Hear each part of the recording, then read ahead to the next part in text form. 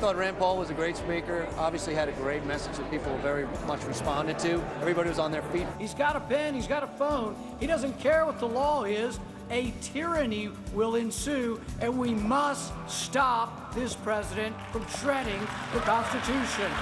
I think Rand Paul particularly stood out. If you look at his support among young people, I think, I mean, how many standing ovations did he just get? Our rights are innate. They come from our Creator, and no government can take them away from us.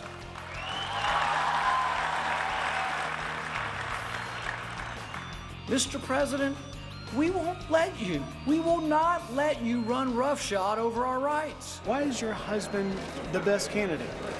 I think Grant has really inspired people. Greta tells me you voted for him because he's the best looking. I did say I was voting for the cutest guy. As a figure, his charisma is what the Republican Party needs. It's a time for boldness and action. The time is now. Stand with me. Let us stand together for liberty. Thank you, and God bless America. Senator, nice to see you. Glad to be with you. Did you know you had a little crowd back behind you? Well, this is CPAC. We love coming to CPAC. All the young kids and the energy. It's great to be here. Well, I see that they certainly have they have their signs. I stand with Rand. Oh, that's great. That's good. You know, I also talked to your wife. She said she's going to vote, and she told me she's going to vote for the cutest guy. Yeah, I don't know what to say to that, but I have been lobbying her for her vote, so we'll see. All right. Well, I hope she does at least vote for you. All right. Your message is essentially, if I'm correct, one of liberty. Is that correct? Is that what your message here is? Yeah, my passion is the Bill of Rights, and that the Bill of Rights applies to everyone, and it sounds like, well, who wouldn't believe that? But there have been times in our history when we didn't apply the Bill of Rights very well to everyone. We need to remember that. We also need to remember that with current law. Currently, the law says that an American citizen can be detained without a trial. I find that just really completely and utterly unacceptable, and that's one of the things I'll tell, and it's a message I want the president to listen to. All right, let me ask you a question about drones killing Americans overseas. Your thought? There'll be some message of the discussion of drones. I think that it's dangerous not to have due process for American citizens. I'm not against using drones. I'm not against them as a military weapon. If we can save our soldiers' lives by using them, by all means, let's use drones in the military. But I have some questions about killing non-combatants, and I also have some questions particularly about killing Americans who might be on vacation somewhere. So, you know, I've asked this question of the president repeatedly. Is there some kind of process? Do we not get our day in court? And I think it's very important that we do, and I'll continue to argue for that. Have you ever actually sat down the conversation with the president on this? I had lunch about a week ago with Eric Holder, and we had a pretty extensive discussion about this, about due process, but also about second chance. I believe in a second chance. Kids that make mistakes with drugs, who are given a jail sentence or given time in jail, I think they deserve a second chance. I think they deserve to get their rights back, the right to vote back.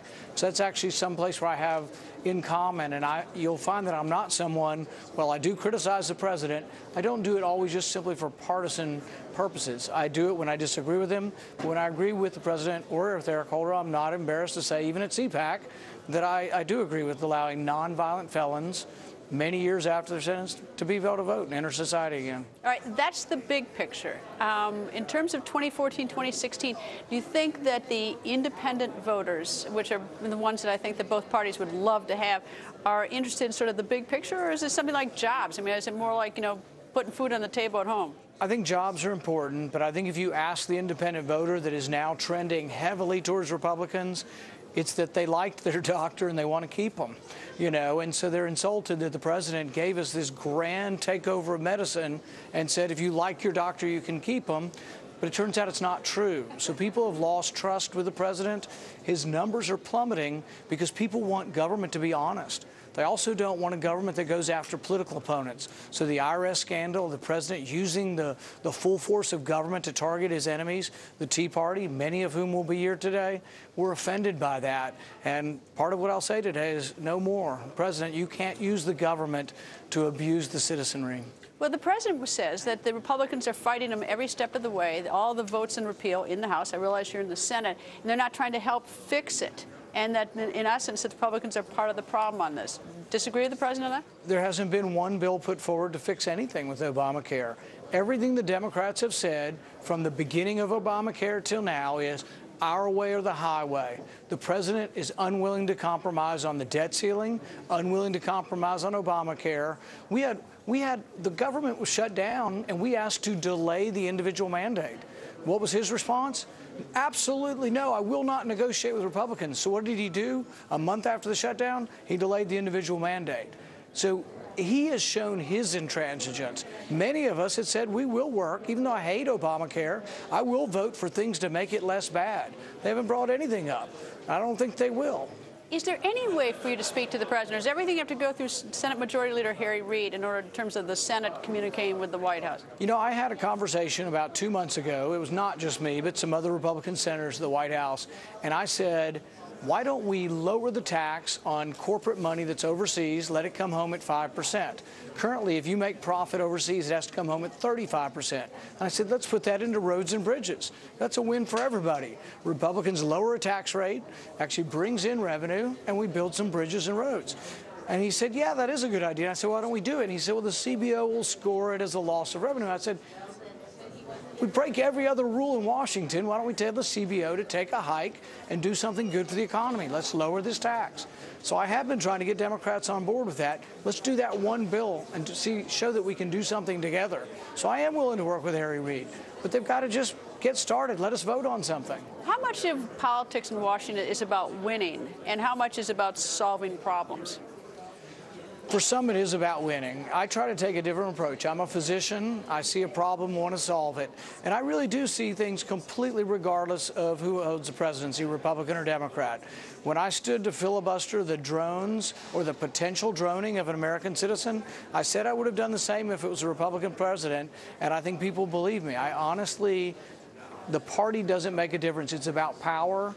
What the president is doing now to amend Obamacare without legislative authority is absolutely wrong. But if it were a Republican president doing it, I'd be just as critical. Is there anything that I've heard some Republicans say that the president has abused his power, that he has essentially changed Obamacare? He's legislating, he's the executive branch of government. Is there anything the Republicans plan to do in terms of trying to put a check on that? He needs to be sued. He needs to be taken to the Supreme Court. We took him to the Supreme Court on him saying we're in recess and he's just going to appoint people willy-nilly with no restraint by the Senate, and he lost. The Supreme Court's heard him. We haven't heard the final ruling, but the appellate court ruled against him and rebuked him.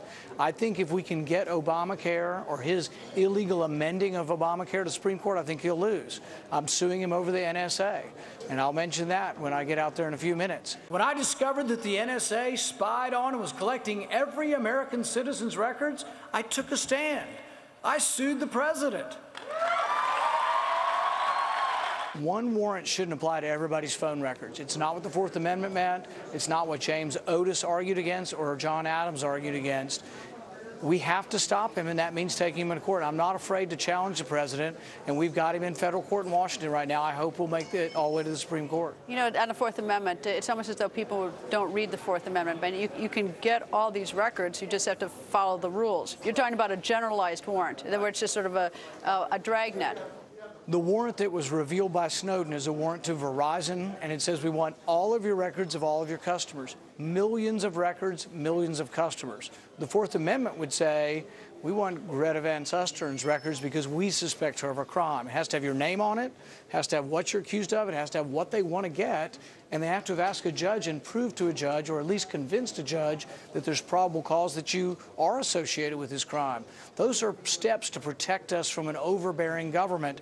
We're not following that, and I think it's a huge mistake, and I feel strongly it's the only time I've ever sued the president is over this, so I feel very strongly about it. Why do you think Governor Romney lost in 2012? Because the Republicans are still saying essentially the same things, and I guess that's sort of, it's sort of a look ahead. We need a bigger party. You have to excite your base, so all of your base has to show up. All of CPAC and more has to show up, but then you need a bigger base. So I've been saying all along we're an increasingly diverse country till we have more African Americans coming our way, Hispanic voters, Asian American voters, Jewish American voters. We need a more diverse party. What would you do about Putin in Ukraine?